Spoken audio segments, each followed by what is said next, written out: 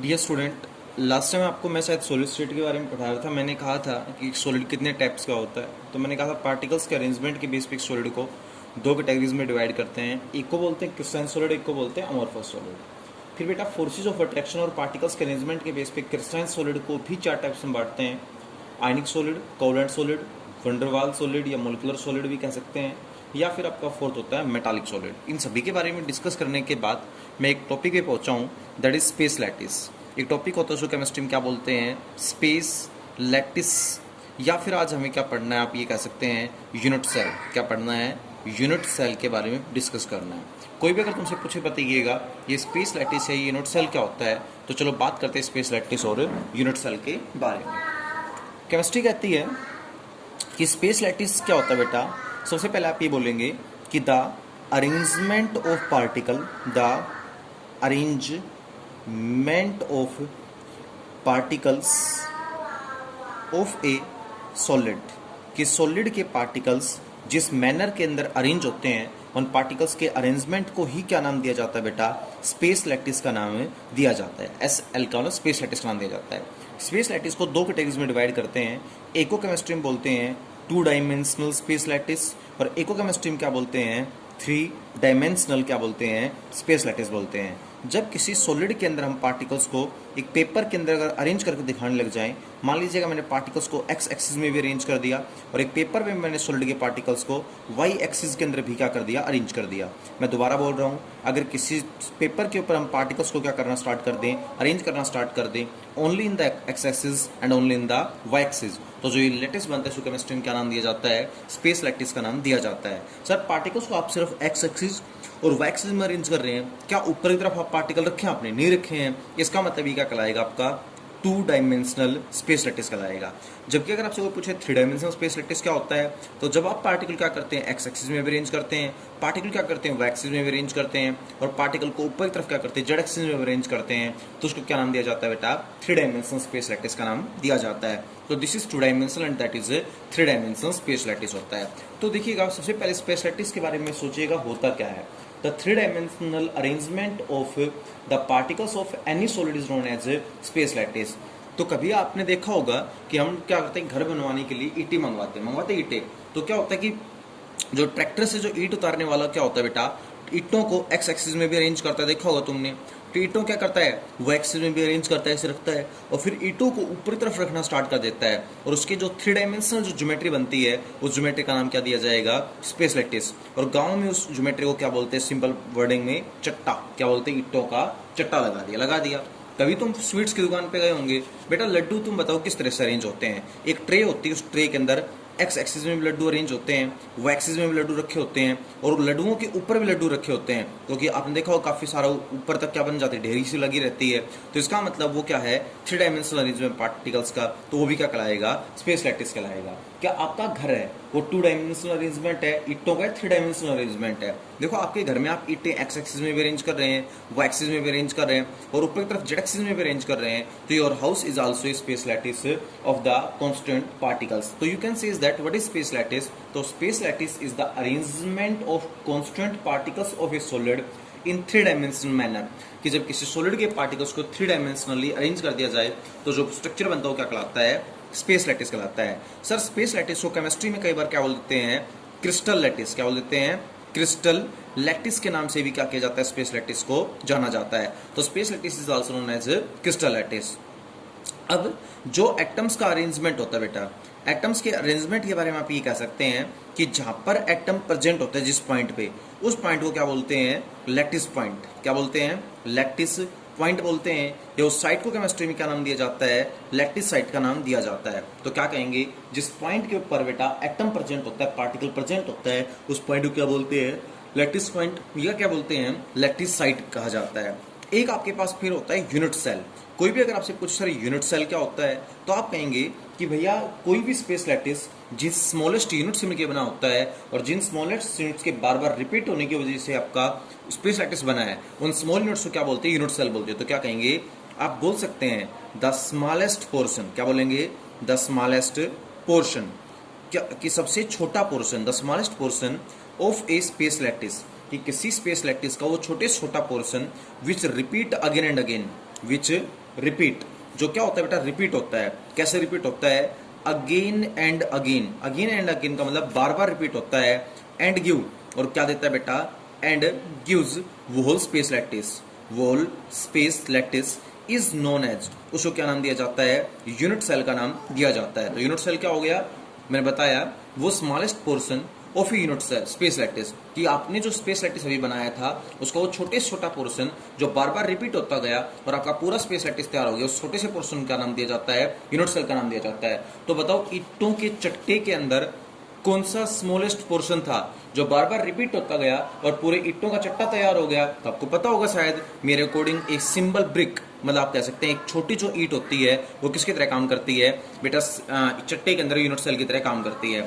आप मिठाई की दुकान पे गए होंगे, लड्डू क्या होते जाते हैं बेटा, इस तरह से अरेंज होते हैं। तो मेरे अकॉर्डिंग लड्डू वो स्मॉलेस्ट यूनिट है जो बार बार क्या होती गई, रिपीट होती गई, वो पूरा क्या बना दिया, स्पेस लैटिस बना दिया। तो लड्डू क्या कहलाएगा, यूनिट सेल कहलाएगा। तुम्हारा घर है वो किससे मिलकर बना हुआ है बेटा, ईटों से मिलकर बना हुआ है। तो मैं कह सकता हूँ eat is that smallest unit which repeat again and again and again. तो वॉल्स के अंदर रिपीट अगेन अगेन रिपीट होती गई और पूरा घर क्या हो गया, तैयार हो गया। तो you can also say that कि बेटा आपके घर के अंदर यूनिट सेल क्या कहलाएगा, ईट यूनिट सेल कहलाएगी। ठीक है, ये तो बात थी यूनिट सेल की।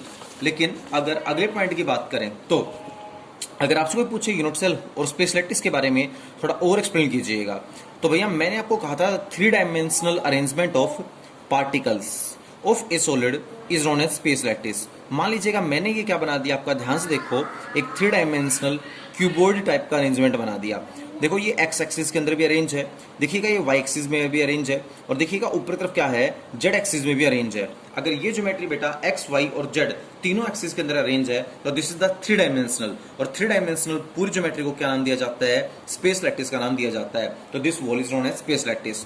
अब केमिस्ट्री कहती है कोई भी स्पेस लैटिस होता है वो छोटी छोटी यूनिट से मिलकर बना होता है। तो सबसे पहले इसकी छोटी यूनिट चेक करनी है, तो पहले मैं इसको 2 में डिवाइड कर देता हूं। तो मैंने क्या किया बेटा, इस पूरे स्पेस लैटिस को देखो ध्यान से 2 भागों में डिवाइड कर दिया, एक इधर एक इधर।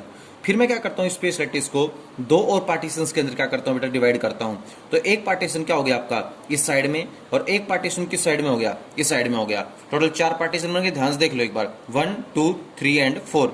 फिर क्या करता हूँ बेटा, मैं इसको फिर से डिवाइड करने की कोशिश करता हूँ, और जब इसको क्या करते हैं फिर फर्दर डिवाइड करने की कोशिश करते हैं, तो आप शायद देख रहे होंगे ये क्या हो गया बेटा, फिर फर्दर डिवाइड हो गया।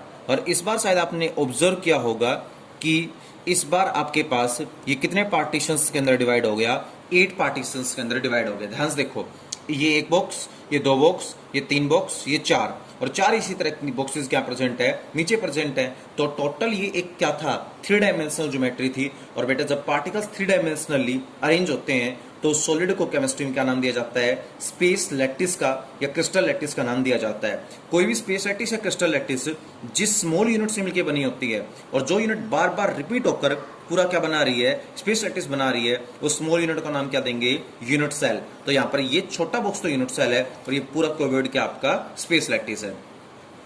आपका आज का टॉपिक होता है कि स्पेस लैटिस को हम क्या करते हैं बेटा, क्लासिफाई करना होता है। तो अगला आपका टॉपिक आता है टाइप्स ऑफ यूनिट सेल, कि यूनिट सेल जो होती है ना, जो स्मॉलेस्ट यूनिट जो बार बार रिपीट होती जाती है, उसको किस तरह से टाइप्स में बांटते हैं। तो केमिस्ट्री कहती है कि यूनिट सेल को पार्टिकल्स के अरेंजमेंट के बेस पे टाइप्स में बांटते हैं। एक को केमिस्ट्री में बोलते हैं प्रीमिटिव, क्या बोलते हैं, को प्रीमिटिव यूनिट सेल बोलते हैं।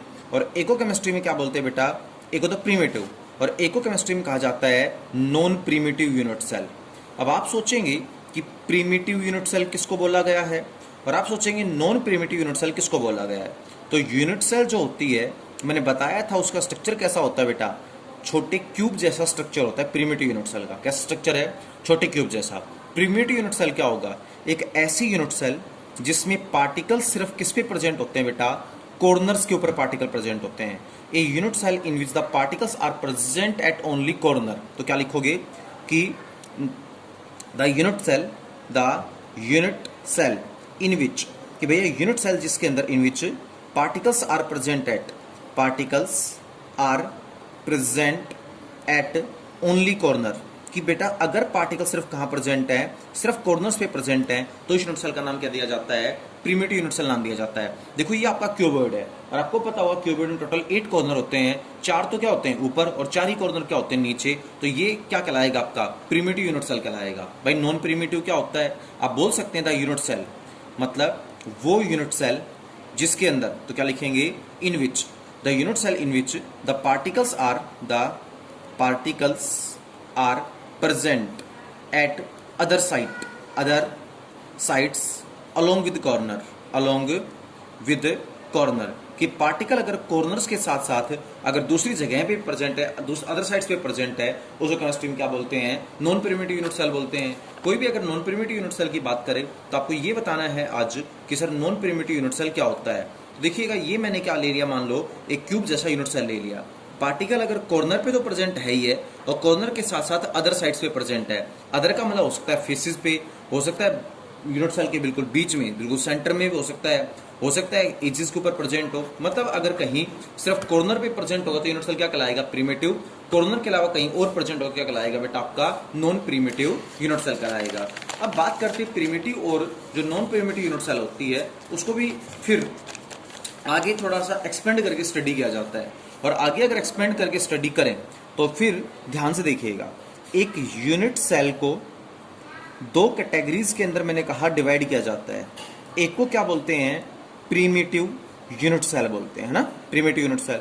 और प्रिमिटिव यूनिट सेल में बताया जहां पर पार्टिकल सिर्फ कहां प्रेजेंट होते हैं, ओनली कॉर्नर के ऊपर प्रेजेंट होते हैं, उसको बोलते हैं primitive unit cell. Only corners पे पार्टिकल प्रेजेंट, उसको प्रिमिटिव कहा जाता है, ठीक है। ओनली कॉर्नर का मतलब आपको पता होगा। वैसे अगर पार्टिकल सिर्फ ओनली कॉर्नर पे प्रेजेंट है तो उस प्रिमिटिव यूनिट सेल को केमिस्ट्री में सिंपल क्यूबिक यूनिट सेल के नाम से भी जाना जाता है, सिंपल क्यूबिक यूनिट सेल। और सिंपल का मतलब S, क्यूबिक का मतलब C और सेल का मतलब C, तो इसको केमिस्ट्री में क्या बोलते हैं बेटा, SSC यूनिट सेल भी बोल देते हैं। तो प्रिमिटिव यूनिट सेल को कई बार SSC बोल दिया जाता है। जबकि अगर मैं बात करूं तो यूनिट सेल की दूसरी टाइप होती है नॉन प्रिमिटिव यूनिट सेल। कोई भी अगर आपसे पूछे नॉन प्रिमिटिव यूनिट सेल क्या होता है, तो केमिस्ट्री में आपको 5 मिनट पहले बताया एक ऐसा यूनिट सेल जिसमें पार्टिकल बेटा कॉर्नर के अलावा कहीं और प्रेजेंट, उसको बोलते हैं नॉन प्रिमिटिव, ठीक है। तो इसका मतलब कॉर्नर के अलावा अगर अदर साइड्स पे भी पार्टिकल प्रेजेंट है तो उसको बोलते हैं non primitive. Non primitive total 3 type का होता है। एक को क्या बोलते हैं FCC, एक को बोलते हैं BCC और एक को केमिस्ट्री में क्या बोलते हैं ECC। तो टोटल कितने टाइप का होता है, 3 टाइप का बेटा, FCC, BCC और ECC। देखो F का मतलब होता है फेस, C का मतलब होता है सेंटर्ड और बेटा C का मतलब होता है क्यूबिक यूनिट सेल। तो face centred cubic unit cell, ये FCC पहली टाइप होती है। F for face, C for centred, C for cubic और फिर यूनिट सेल, तो face centred cubic unit cell. ये क्या होता है, तो केमिस्ट्री कहती है एक ऐसा यूनिट सेल जिसमें पार्टिकल कहाँ प्रेजेंट है, कॉर्नर्स पे तो प्रेजेंट है ही है, साथ में उसके साथ साथ फेसिस के ऊपर भी प्रेजेंट है। अब आपको पता होगा फेस क्या होते हैं बेटा, जो ये आपको वाल दिखाई दे रही है इस क्यूब की, इस वाल को केमिस्ट्री में क्या बोलते हैं, फेस। क्या बोलते हैं, फेस बोलते हैं। और एक क्यूब के अंदर टोटल कितने वॉल्स होते हैं, 6 वॉल होते हैं। कैसे, आपका कमरा लगा लो, एक क्यूब है तो कमरे के अंदर 4 तो क्या है, दीवारें होती हैं, एक क्या होती है बेटा, छत, और एक क्या होती है, फर्श होती है। तो उसी तरह से क्यूब के अंदर भी चारों साइड में क्या होती हैं, 6 वॉल्स होती हैं। और अगर हर वॉल के ऊपर एक पार्टिकल को अरेंज कर दिया जाए तो इसको केमिस्ट्री में क्या बोलेंगे बेटा, face centred cubic unit cell बोलेंगे, ठीक है। तो क्या लिख सकते हैं आप यहाँ पर कि पार्टिकल कॉर्नर के साथ साथ अगर फेसिस के सेंटर में प्रेजेंट है तो क्या नाम दिया जाएगा, face centred cubic unit cell का नाम दिया जाएगा। सेकेंड आता है बेटा BCC। B फॉर क्या होता है, बॉडी। C फॉर क्या होता है बेटा, सेंटर्ड। और C का मतलब क्या होता है, क्यूबिक यूनिट सेल। तो BCC मतलब body centred cubic unit cell, इसको शॉर्ट फॉर्म में BCC बोल देते हैं। BCC क्या होता है, फिर देख लीजिएगा भैया, मान लो मैं ऐसा अगर अरेंजमेंट कर दूं तो पार्टिकल अगर कॉर्नर के साथ साथ कहां पर प्रेजेंट है बेटा, बॉडी के सेंटर में भी प्रेजेंट है तो BCC कहलाएगा। मतलब पार्टिकल कॉर्नर पे तो होगा ही होगा, साथ में क्या प्रेजेंट होगा, बॉडी के सेंटर में भी पार्टिकल होगा, तो क्या कहलाएगा, body centred cubic unit cell कहलाएगा। 1 मिनट के लिए BCC या body centred cubic unit cell के बारे में देखें तो आप अपना रूम ले लो, आपके मान लो रूम के अंदर बेटा 8 कमरों पे 8 पार्टिकल रख दिए, कॉर्नर्स पे रख दिए। भाई रूम के अंदर टोटल कितने कॉर्नर होते हैं? 4 तो कॉर्नर ऊपर होते हैं और 4 ही कॉर्नर नीचे होते हैं। टोटल 8 कॉर्नर्स पे 8 पार्टिकल रख दिए, तो कॉर्नर पे रख दिए और एक कमरे के बीच में डाल दिया पार्टिकल, तो एक बॉडी के सेंटर में डाल दिया। तो कॉर्नर के साथ साथ अगर बॉडी के सेंटर पे पार्टिकल प्रेजेंट है तो केमिस्ट्री में इसका नाम क्या रखा जाता है? Body centred cubic unit cell. उसके बाद आपका तीसरा आता है बेटा ईसीसी। केमिस्ट्री में ई का मतलब होता है एज, क्या होता है? एज। सी का मतलब क्या होता है? सेंटर्ड। सी का मतलब क्या होता है? क्यूबिक। और फिर यूनिट सेल। तो ईसीसी का मतलब होता है edge centred cubic unit cell. मैं आपको पहले ही बता चुका हूं कि पार्टिकल्स, मान लो ऐसा यूनिट सेल जिसमें पार्टिकल कॉर्नर पे तो प्रेजेंट होते ही होते हैं, कॉर्नर के साथ साथ कहां प्रेजेंट हो?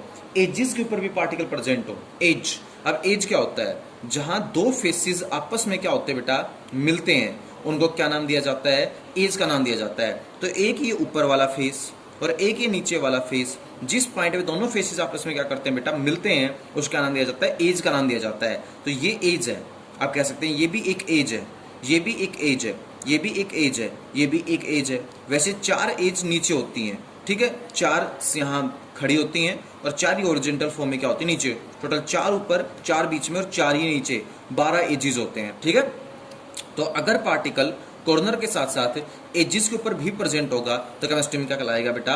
As centred cubic unit cell कहलाएगा। वैसे एक छोटी सी बात आपको ये बतानी थी कि ईसीसी 2 तरह का हो सकता है। कई बार तो E4 बनता है एज, और कई बार ईसीसी को बोल देते हैं एंड सेंटर्ड। क्या बोल देते हैं?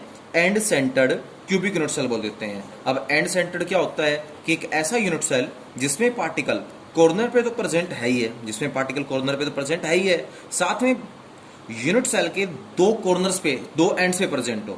अब यूनिट सेल का अगर ऊपर वाले को मैं एक मान लूं तो नीचे वाला अगला एंड होगा, इधर वाले को एक मान लूं तो अगला एक एंड होगा। इसका मतलब पार्टिकल अगर कॉर्नर्स के साथ साथ किन्हीं दोनों एंड्स के ऊपर प्रेजेंट हो, दो एंड्स का मतलब या तो फर्श पे हो, छत पे हो, इस वाली दीवार पे या इस वाली दीवार पे हो, सामने वाली या फिर इधर वाली दीवार पे हो, मतलब किन्हीं 2 एंड्स के ऊपर पार्टिकल प्रेजेंट है, हर एंड पे नहीं, ओनली 2 एंड्स के ऊपर अगर पार्टिकल प्रेजेंट है तो क्या कहलाएगा? आपका end centred cubic unit cell कहलाएगा।